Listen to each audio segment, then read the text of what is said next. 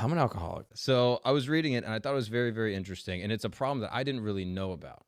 So you kind of outline in the book that there are three places in society that men are failing or falling behind.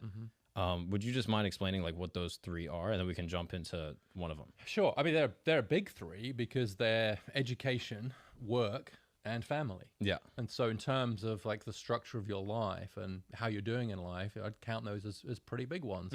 And so in education, we now see that there's a much bigger gender gap in education today than there was 50 years ago, but it's flipped. It's Right. the other way around. So just get one data point on this is that in the US now, women are 15 percentage points more likely to get a college degree. Back in 1972, it was 13 percentage points the other way. Right. Men were more likely to get it.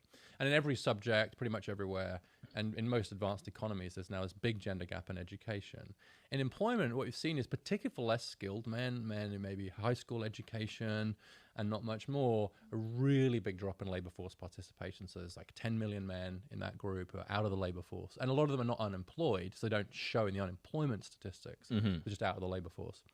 And I think partly as a consequence of those two changes, but also because of the dramatic changes in family life and the astonishing and welcome rise of women's economic power, Right. has been to leave a lot of fathers on the bench. Right. And so with the hollowing out of traditional marriage for lots of great reasons, that has asked to put a new question mark around the role of fathers. And so there are a lot of fathers now who are not in touch with their kids, not living with their kids, but more importantly, not in a relationship with their kids. And so there's a fatherlessness problem as well. And I think all of those problems obviously then reinforce each other.